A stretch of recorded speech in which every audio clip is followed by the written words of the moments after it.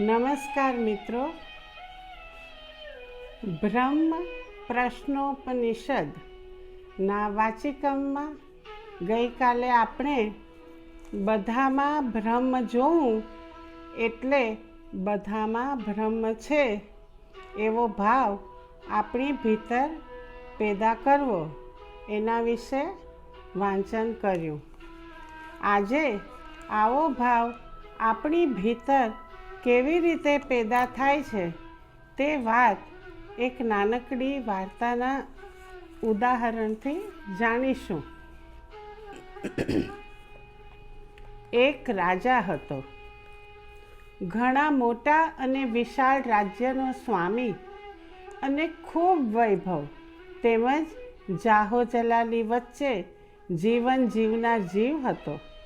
તેને તેના વિશાળ રાજ્ય, વિરાટ સેના, ખૂબસૂરત રાણીઓ, દેવોને પણ ઈર્ષા આવે તેવા વૈભવ અને જાહોજલાલીનું ખૂબ જ અભિમાન હતું. એક દિવસ તે રત્નજડિત રથમાં બેસી મંત્રીઓ, સેનાપતિ, સૈનિકો, હાથી, ઘોડા વગેરેની સવારી સાથે નગરમાં ફરવા નીકળ્યો. તેની સવારી નગરના રાજમાર્ગો ઉપર આગળ વધતી જતી હતી. રાજમાર્ગની બંને બાજુએ હજારો નગરજન રાજાને નતમસ્તક નમન કરતા ઊભા હતા.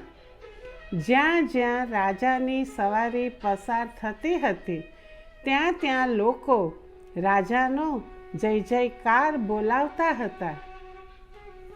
સવારી લયબદ્ધ ગતિથી આગળ વધતી હતી. રાજા અભિમાનથી પ્રજાના અભિવાદનને ઝીલતો હતો. ત્યાં અચાનક તેનું ધ્યાન રાજમાર્ગ ઉપર આવેલા એક વૃક્ષ નીચે બેઠેલા સાધુ ઉપર પડ્યું. સાધુ એક કૂતરાને પોતાની બાજુમાં બેસાડી રોટલો ખવડાવતો હતો. રોટલો ખવડાવતા ખવડાવતા તે કૂતરાની પીઠ અને માથા ઉપર હાથ ફેરવી કૂતરાને પંપાળતો હતો. રાજાની સવારી પ્રત્યે તેને જરા પણ ધ્યાન દીધું નહીં. તે ન ઊભો થયો કે રાજાને નમન કર્યું. અરે, રાજાની સામે પણ ન જોયું. તે તો કૂતરાને ખવડાવવામાં અને પંપાળવામાં જ મસ્ત હતો. તેને રાજાની સવારી, રાજાના ઠાઠમાઠ સાથે કોઈ નિસ્બત નહોતી. સાધુનું આવું વર્તન જોઈ રાજાનો અહમ ઘવાયો. તેને રથ ઊભો રખાવ્યો અને સૈનિકોને કહ્યું કે સાધુને મારી પાસે લાવો. સૈનિકો સાધુ પાસે ગયા અને કહ્યું કે ચાલ, રાજા તને બોલાવે છે. સાધુએ હસીને કહ્યું, હું કામમાં છું, કૂતરાને ખવડાવી રહ્યો છું. તમારા રાજાને મારું કામ હોય તો તેને કહો તે અહીં આવે. રાજા સાધુની વાત સાંભળી ખૂબ જ ગુસ્સે થયો. ગુસ્સાના આવેશમાં રથ નીચે ઉતરી સાધુ પાસે ગયો અને સાધુને પૂછ્યું કે મારી સવારી પસાર થાય છે ત્યારે બધા નતમસ્તકે નમીને મને માન આપે છે, તમે એમ કેમ ન કર્યું? મને માન આપવામાં બદલે આ કૂતરાને ખવડાવતા રહ્યા. રાજાના આ સવાલના જવાબમાં સાધુએ હસીને કહ્યું કે હે રાજન, મને મારામાં, તમારામાં, કૂતરામાં, રોટલામાં કે તમારા રત્નજડિત રથમાં કોઈ ભેદ દેખાતો નથી. મારા માટે બધું સરખું છે, સમાન છે. કારણ કે મારી દૃષ્ટિમાં હું, તમે, કૂતરો, રોટલો કે રત્નજડિત રથ બધું એ બ્રહ્મ છે. આ બધામાં મને બ્રહ્મ જ દેખાય છે. સાધુની વાત સાંભળી રાજા નવાઈ પામ્યો. તે બ્રહ્મ વિશે કશું જાણતો ન હતો, તેથી તેને સાધુની વાતમાં કશી સમજ પડી નહીં. એટલે તેણે સાધુને પૂછ્યું કે તમને તમારામાં, મારામાં, કૂતરામાં, રોટલામાં, રથમાં જે બ્રહ્મ દેખાય છે તે બ્રહ્મ મને કેમ દેખાતું નથી? મને તો તમારામાં સાધુ, મારામાં રાજા, કૂતરામાં કૂતરો, રથમાં રથ અને રોટલામાં રોટલો જ દેખાય છે. રાજાના આ સવાલના જવાબમાં સાધુએ કહ્યું, હે રાજન, તમને જે દેખાય છે તે મારું, તમારું અને કૂતરાનું શરીર દેખાય છે. રોટલા અને રથનું બાહ્ય સ્વરૂપ દેખાય છે. તેની ભીતર રહેલું બ્રહ્મ દેખાતું નથી. તમે જે કંઈ જુઓ છો તે બધું તો જડ, અલ્પજીવી અને નાશવંત છે. હે રાજન, મૃત્યુ પછી શરીર નાશ પામે છે. ખવાઈ ગયા પછી રોટલો નષ્ટ થઈ જાય છે. જર્જરિત થઈ ગયા પછી રથનો પણ બાળીને નાશ કરી નાખવામાં આવે છે. તમે જે જુઓ છો એ બધી ક્ષણભંગુર માયા છે. જે આજે છે આવતીકાલે નહીં હોય, પરંતુ હું જે જોઉં છું તે અમર, અક્ષર અને અવિનાશી બ્રહ્મ છે, જે જન્મતું નથી અને મરતું પણ નથી, જે સમસ્ત સૃષ્ટિમાં પ્રત્યેક જડ, ચેતન, નિર્જીવ, સજીવ આદિ પદાર્થોમાં વ્યાપ્ત અને મોજૂદ છે. હે રાજન, હું જે જોઉં છું તે સકળ સૃષ્ટિનું પરમ સત્ય છે અને તમે જે જોઈ રહ્યા છો તે કેવળ એક મિથ્યા નાશવંત માયા છે. સાધુની આ વાત સાંભળી રાજાનો ગુસ્સો થોડો ઓછો થયો. તેને સાધુને પૂછ્યું કે તમને દરેક ચીજ, વસ્તુ અને વ્યક્તિમાં જે બ્રહ્મ દેખાય છે તે મને શા માટે નથી દેખાતું? મારી ને તમારી દ્રષ્ટિ વચ્ચે આ ભેદ હોવાનું કારણ શું છે? રાજાના આ સવાલના જવાબમાં સાધુ કહે છે, હે રાજન, તમે અહંકારયુક્ત અવસ્થામાં જીવો છો અને જે કંઈ જુઓ છો તે અહંકાર સાથે જુઓ છો, અને હું અહંકાર મુક્ત અવસ્થામાં જીવું છું અને જે કંઈ જોઉં છું તે અહંકારથી મુક્ત રહીને જોઉં છું. હે રાજન, અહંકાર જ મનુષ્યની ભીતર હું કંઈક છું નો હુંપણાનો ભાવ પેદા કરે છે. અહંકાર જ મનુષ્યની ભીતર આ સારું છે, આ ખરાબ છે, આ કિંમતી છે, આ સસ્તું છે, આ ઉચ્ચ છે, આ નીચ છે, આ મારું છે, આ તારું છે તેવા ભૌતિક મૂલ્યાંકનોના ભેદભાવ ઊભા કરે છે. અહંકારને લીધે જ તમે તમારી જાતને રાજાના રૂપમાં, મને નમન ન કરનાર એક સામાન્ય પ્રજાજનના રૂપમાં, કૂતરાને એક પામર પ્રાણીના રૂપમાં, રોટલાને એક તુચ્છ ખાદ્ય પદાર્થના રૂપમાં અને રત્નજડિત રથને એક કિંમતી જણસના રૂપમાં જુઓ છો. અહંકારની માયાજાળ તમારી ભીતર બધી ચીજ, વસ્તુ, પ્રાણી અને વ્યક્તિઓ પ્રત્યે ભૌતિક ભિન્નતાનો મિથ્યા ભેદભાવ પેદા કરે છે. તેથી બધામાં અને બધી જગ્યાએ બ્રહ્મ છે તેવો ભાવ તમારી ભીતર પેદા થતો નથી. જ્યારે હું અહંકારથી અલિપ્ત છું, હું અહંકારથી અલિપ્ત રહું છું, એટલે મારી ભીતર પ્રત્યેક ચીજ, વસ્તુ અને વ્યક્તિઓ બ્રહ્મ સ્વરૂપે સરખી અને સમાન છે તેવો દિવ્ય ભાવ પેદા થાય છે.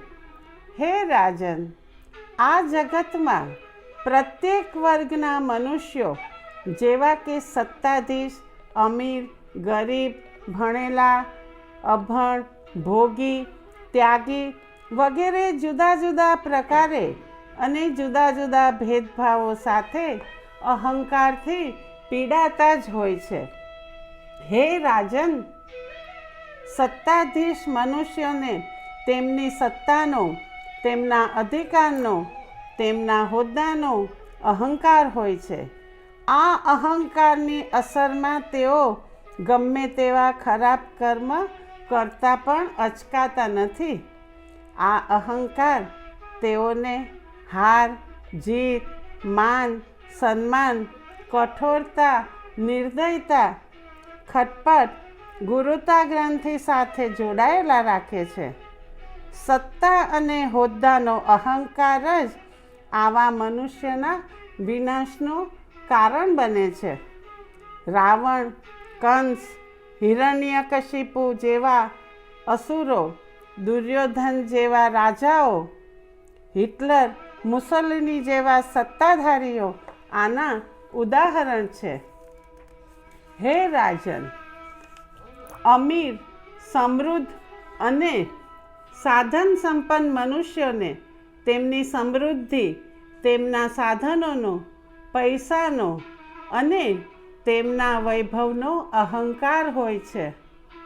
આ અહંકાર તેઓને તેઓની સાથે જે હોય છે તેનાથી વધુને વધુ પ્રાપ્ત કરવાની લાલસા, અન્ય સાથે હરીફાઈ અને સરખામણી કરવાની વૃત્તિ સાથે જોડાયેલા રાખે છે. આવી વૃત્તિ તેઓની ભીતર તણાવ, અસંતોષ, અશાંતિ, અધીરાઈ, સ્વાર્થ, ઈર્ષા વગેરે ભાવને પ્રબળ બનાવે છે અને અન્યને પાછળ રાખી આગળ નીકળી જવાની, શોષણ કરવાની વૃત્તિ સાથે જોડાયેલા રાખે છે. હે રાજન, ગરીબોને પણ પોતાની પાસે જે કંઈ છે તેનો અહંકાર હોય છે. મારી ઝૂંપડી અન્યોના મહેલથી કમ નથી તેમ માની તેઓ ઝૂંપડીનો પણ અહંકાર કરતા હોય છે. તેઓ તેમની પાસે જે કંઈ નથી તેનો શોક કરતા નથી. તેઓ બોલે છે, તેવું માને છે અને આ વાતનો તથા આ માન્યતાનો પણ અહંકાર કરતા હોય છે. જો કે તેમનો અહંકાર અન્યો માટે નુકસાનકારક હોતો નથી, પરંતુ આ અહંકાર તેઓની ભીતર જલાપો, હતાશા, નિરાશા, લઘુતા ગ્રંથિ, ક્ષોભ વગેરે ભાવ પેદા કરે છે. હે રાજન, ભણેલાઓને તેમના ભણતર અને બુદ્ધિ કૌશલ્યનો અહંકાર હોય છે, જ્યારે અભણને તેમની શારીરિક ક્ષમતા અને શારીરિક બળનો અહંકાર હોય છે. અભણ ડ્રાઈવરને પોતાના ડ્રાઇવિંગના કામ માટે અને અભણ મજૂરને પોતે ઘઉંની ગુણી એક ઝાડ કે ઉપાડી લે છે તેવી પોતાની શારીરિક ક્ષમતાનો અહંકાર હોય છે. હે રાજન, ભોગીઓ પોતાના ભોગના વિષયો અને સાધનો માટે અહંકાર કરતા હોય છે. હું આ જ બ્રાન્ડના વસ્ત્ર પહેરું છું, આ જ બ્રાન્ડનું પરફ્યુમ વાપરું છું એમ કહી ભોગના વિષયો અને સાધનો સાથે જોડાઈ જાય છે અને તે જ રીતે ભોગના વિષયો અને સાધનોનો અહંકાર કરતા હોય છે. જ્યારે ત્યાગીઓ હું આ ખાતો નથી, હું આનાથી તો દૂર જ રહું છું, આ ચીજ મારા માટે હરામ છે એમ માની તેઓ ત્યાગના અહંકારમાં રાચતા હોય છે. હે રાજન, આમ પ્રત્યેક મનુષ્ય એક યા બીજી રીતે, એક યા બીજા પ્રકારે અલગ અલગ પ્રકારના અહંકાર સાથે જોડાયેલા જ હોય છે. આ અહંકાર જ તેમની ભીતર કામ, ક્રોધ, લોભ, સ્વાર્થ, મોહ, ઈર્ષ્યા વગેરે જેવા વિચારો, રાગ, દ્વેષ, હાર, જીત, માન, અપમાન, શરમ, નિર્લજ્જતા, ઘૃણા, આસક્તિ, ગમો, અણગમો, સુખ, દુઃખ વગેરે જેવી સંભાવનાઓ, ઉચ્ચ નીચ, નાનું મોટું, સારું ખરાબ, ગુરુતા લઘુતા વગેરે જેવા ભેદભાવો, અસંતોષ, હરીફાઈ, સરખામણી, કઠોરતા, નિર્દયતા, અસહિષ્ણુતા, જડતા વગેરે જેવા નકારાત્મક ભાવો તેમજ ચોરી કરવાની, ખોટું બોલવાની, લોકોને છેતરવાની, નિર્દોષોને મારવાની, નિંદા કરવાની, વેર લેવાની વગેરે વૃત્તિઓ પેદા કરે છે.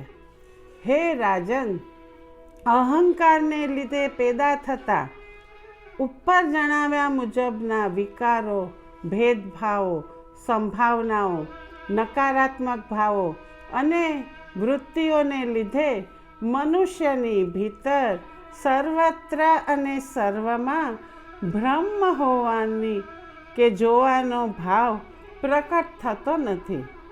પરિણામે તે બધામાં બ્રહ્મને જોઈ શકતો નથી. હે રાજન, આમ તમારી અને મારી દ્રષ્ટિ વચ્ચે જે ફરક છે તે ફરક માત્ર અહંકારના લીધે જ છે. અહંકારના લીધે જ તમારી દ્રષ્ટિ કેવળ પ્રત્યેક ચીજ, વસ્તુ, પ્રાણી અને મનુષ્યના બાહ્ય અને ભૌતિક સ્વરૂપ સુધી જ પહોંચી શકે છે. તેથી તમને તે બધાની ભીતર વ્યાપ્ત અને મોજૂદ બ્રહ્મનો અનુભવ થતો નથી. જ્યારે હું અહંકારથી મુક્ત છું, તેથી મારી દ્રષ્ટિ વડે હું બધાની ભીતર બ્રહ્મના દર્શન કરી શકું છું.